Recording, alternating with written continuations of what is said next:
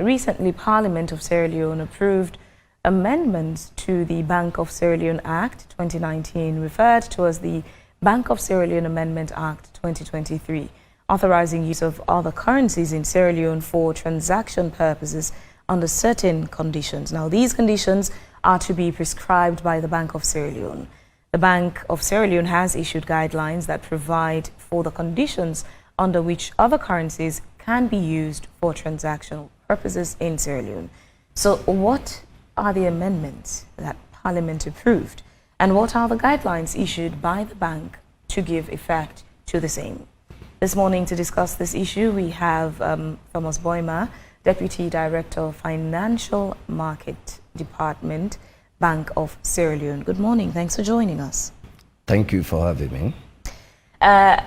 Talking about authorizing other currencies to be used in Sierra Leone, let's get that clear. When we say other currencies, is that like a whole basket, or there are limitations? Well, there is no limitation, because when we say other currencies, we are talking about international currencies. But of course, we know that the major currencies are the pounds, the US dollars, the Japanese yen, and so on. But there's no limit to the currency to be traded in. This decision, I'm tempted to ask you, why that decision? I remember that during the days of President Koma, we received text messages prohibiting the use of such currencies for transactions in Sierra Leone. And even during President Bio's initial time in office, that was still maintained, prohibiting the use of such currencies in Sierra Leone. How then have we come to that point now where we're saying we could use them for transactional purposes in Sierra Leone? There are transactions by their nature that are supposed to be really done in foreign currencies.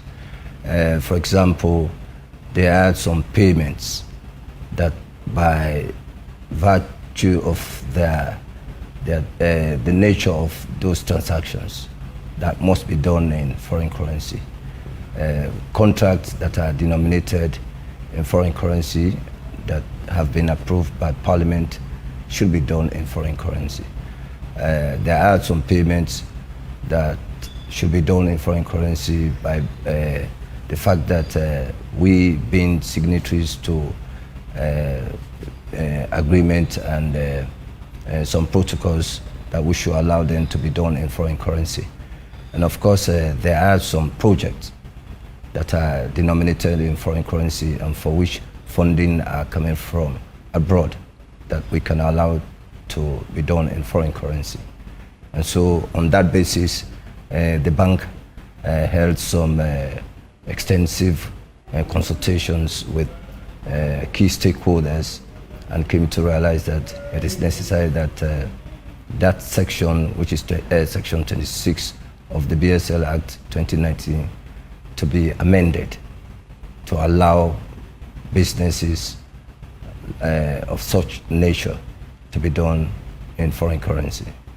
This amendment now, you know, when for the ordinary citizens, you hear this, you get the temptation to say, I could also start selling a cup of pepper in dollars. What are the limitations? What are the guidelines for these transactions in foreign currency?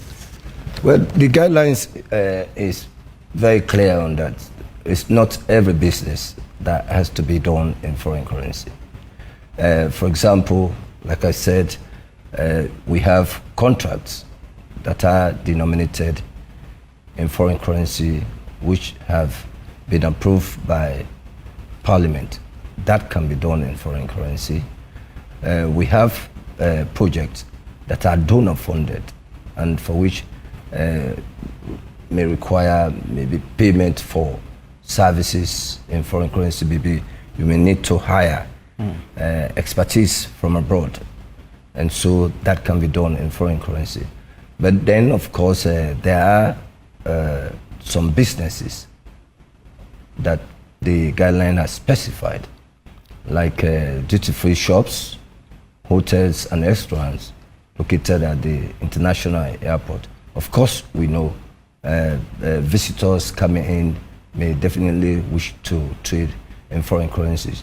You will not want to expose them to exchange risk because they don't know the exchange rate, and so therefore you could allow them to for the basics, the local in-country transaction, we already have landlords who demand USD for rent. People buy and sell vehicles, they demand USD for such transactions. With the amendment, what does it say to such transactions in country? Going to the supermarket, buying in USD, going to the mall, buying in USD. What does the amendment say based on the guidelines? Where does it leave such transactions? Have they become legal now, or? The guidelines very clear on the specific businesses. Payment of rent to landlords is not allowed under these guidelines. The guidelines specified businesses. Like I said, we are talking about hotels, we are talking about duty-free shops, we are talking about restaurants resident at the Lungi International Airport. So for the restaurants and hotels that are not at the Lungi International Airport, are they prohibited from doing transactions in foreign currencies? Well, looking at the guideline is silent on that, which to me is not part of the beneficiaries. So it covers only those at the airport? Yes, for now. But just out of curiosity, but again, it did not say those outside the airport should not transact. You're saying it's silence on it. So there is clear. No, it's very clear. That's what I said. The guidelines identified the areas. Like I said, duty-free shops, hotels, and restaurants at the Lungi International Airport. So it's specific. Would that not be a little bit bring about confusion? So at the Lungi, for example, there is the airport hotel, and so if foreigners are coming in with foreign currencies, be it pounds, euro, Japanese yen, RMB, or dollar, and they just travel to one of the hotels along the beach roads with their foreign currencies, are they not permitted to do business with those foreign currencies? Well, like I said, we are here to discuss what is contained in the guidelines. Yeah, and the guidelines is specific. And the purpose of the conversation as well is also to educate the public, because again, this is new and it's confusing. You also don't want a situation where people find themselves flouting out of ignorance. So again, we need to establish the areas where it's covered, the areas where it's excluded. So yes, that needs to factor into the conversation. Well, all I can say here is that if you are a hotel operator outside of Lungi, and you think you want to benefit from this one, I would advise that maybe you contact the bank by way of maybe request for exceptional approval. Maybe the bank will look at your operations, and then maybe if there is wisdom in that, then it can be approved.